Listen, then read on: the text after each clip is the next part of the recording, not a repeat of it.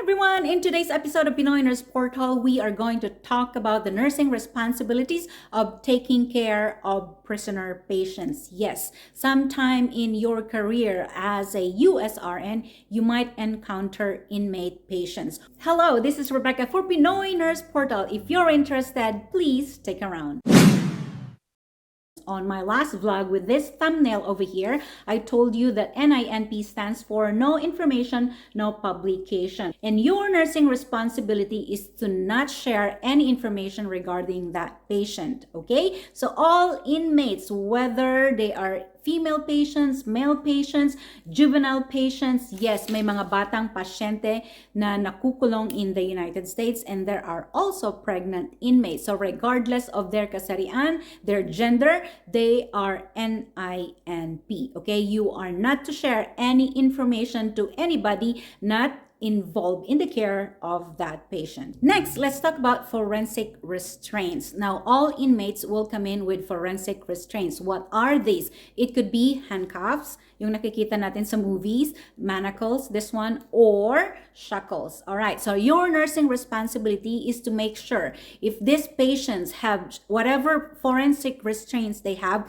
make sure to check under the skin, okay? For example, may nakita kang skin breakdown. It's your nursing responsibility to call the officers taking care of this inmate. That way they could move the forensic restraint to a different limb of the patient. Next, nursing responsibility is to document what you saw or what you found in your nursing assessment, whether they have a skin breakdown or not. It's wise to document the condition of the skin under the forensic restraint, okay? And in our hospital, depending in your hospital protocol or policy, so make sure, on my last vlog, I also discussed the importance of nursing protocol and nursing policy. Each hospitals will have different, they might be similar, but it will be different. In our hospital, we are required to document on the note section of our documentation to document where the forensic restraint is located. It could be in the right arm, right leg, or left leg, okay? So that will be your nursing responsibility in regards to the forensic restraint.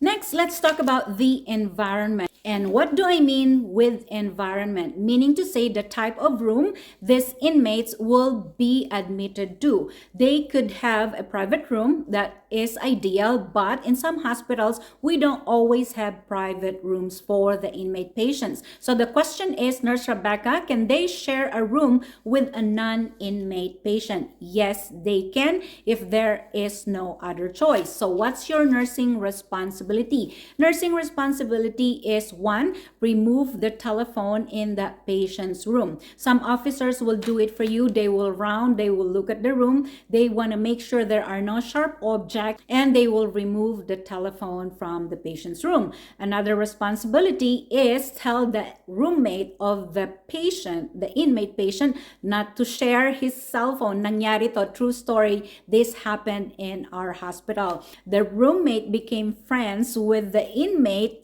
patient. He shared his cell phone. Poor guy, it was not his fault. It was the nurse and the officer's fault because we did not educate the roommate properly. So nursing responsibility, educate the roommate. Tell him not to share any private information about him, and not to share his phone or not to make a phone call in behalf of the inmate patient. Maliwanag ba? Why? Because this will compromise the safety of the hospital, the people involved in the care of that inmate, especially if that inmate is a high profile case, okay? And so Nurse Rebecca, if the patient is shackled to the bed, how are they gonna use the restroom? How are they gonna do their physical therapy and all that? Okay, so their shackles should be long enough to get them to the bathroom, okay? So itong iisipin mo, if the shackle is long enough to get them to the bathroom, it means that it is also long enough to reach the roommate, okay? Nursing responsibility also, before you enter an inmate's room, okay? Make sure that the inmate is visible. Do not enter a room that you know that there is an inmate admitted there without physically seeing that inmate. Malay mo nagtatago siya and the inmate might have a weapon. So don't go inside na hindi mo kita yung patient, okay? Next, what about the television and entertainment in the patient's room? Because all rooms in the hospital in the United States will have a television set. Will they be allowed to watch TV? The answer is yes, okay? So don't be so mean. It's okay. The inmates can also watch TV.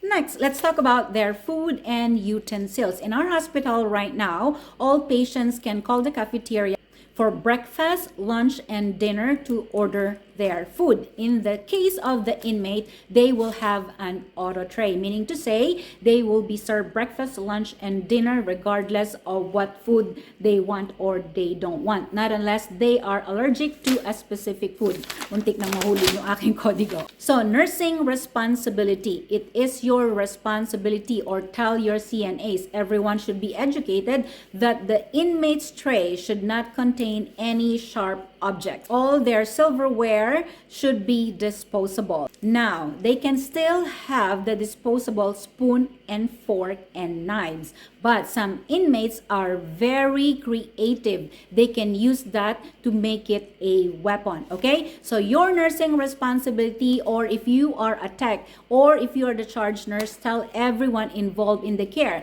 that when you pick up the patient's tray, make sure that all the cubiertos, all the silverware that are disposable should be present in that tray. The disposable spoon, fork, and knife, okay? Especially the knife, they can just break that and use that as a weapon, okay? So be very careful. Another thing, because in the hospitals in the USA, patients can have free sodas, and our sodas are in can. Let's say, for example, the inmate will ask you for a soda. What will you do? Yes, you can give them a soda, but you have to transfer it to a disposable cup, yung styrofoam cup, okay? So keep that in mind. Anything that they will ask from you, make sure that they cannot use that as a weapon.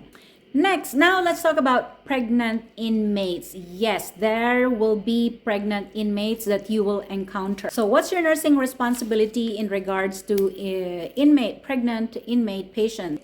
If they are about to go to labor, about to give birth, they should not be shackled in bed, okay? But then again, make sure to check your policy and protocol. But in our hospital right now, if they are about to give birth, they should not be shackled. Okay, next, your question might be, so what happens? So now that the mother inmate has delivered the baby, is she allowed to receive visitors for herself and the baby? The answer is yes and no, okay? The mom cannot receive visitors, but then again, you will hear this from me over and over, check your protocol, okay? Check your policies and protocol. But in our hospital right now, the mother cannot receive visitors, but the baby can have a supervised visitation rights.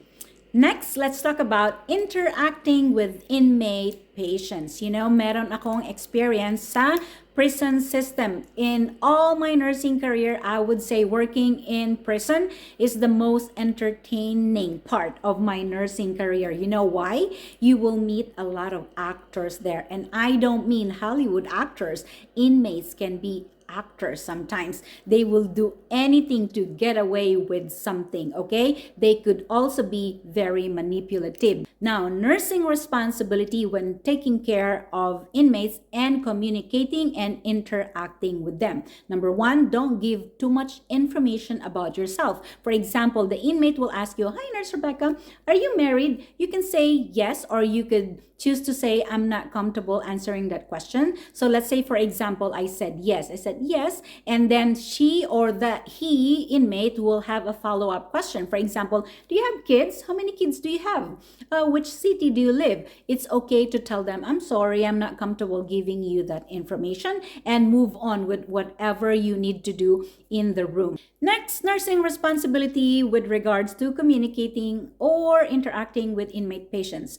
You are not allowed to ask them what they did. What I mean to say is the crime they committed, okay? You could only ask them questions regarding their care or regarding their medical condition. Next, accepting favors from the inmate. For example, the inmate has been in your hospital for a long time, so medyo napagaan na yung loob mo sa kanya, and then you mentioned that, oh, I was doing my backyard, I am actually looking for a landscaper, ganyan. So, oh, and then the inmate wants to be nice and offered you a landscaper. Oh, I know a landscaper, I can give you my friend's number. So what will you do? Nursing responsibility is either you say no, or if you want to be nice and say, okay, I can get the number or the name, but don't call that friend, okay? But I suggest as a nurse, just say no. It's okay to decline an offer because it's written in your policy. Next, let's talk about transporting or transferring a patient. For example, your patient needs to go to CT scan. Like I said, all inmates are shackled in the bed. So what will you do? Nursing responsibility, you have to tell the officers if they don't have an officer at bedside. Call the officer and tell them this patient needs to go to CT scan or ultrasound, okay? You are not to transport patient without calling the officer. At saka hindi mo rin magagawa yon because nurses don't have keys to the shackles or handcuffs of the inmates. Only the officers will have access to that. All right. Next, nursing responsibility when transferring a patient. So the patient needs to go to CT scan. You are not to tell when the test is going to be for the inmate. You are not to tell them any information about the time of any procedure they need to go to. Okay, especially surgery. Napakahaba na. Oh, your surgery will be at 4 o'clock this afternoon. The patient might call someone, help them escape before that surgery, during transport, at the elevator, anything like that. So be very careful. Again, don't give them the time of any procedures, okay? Next, discharging inmates. The discharge process of inmates are also the same with regular patients. The difference though is that you also have to call the accepting facility where they came from, especially if they have like PICC line, they have long-term antibiotics and medication. And you also have to inform the officers, of course. So now, discharging the inmate, are you allowed to give them their paperwork? The answer is no. That information has to be sealed and it has to be handed to the officers, okay? Maliwanag. Again, you are not to give the paperwork to the inmates. Give it to the officers. Next, can you give them health education? Of course, all right? It's their right to receive education regarding their care. The only thing you're not allowed is to give them the paperwork.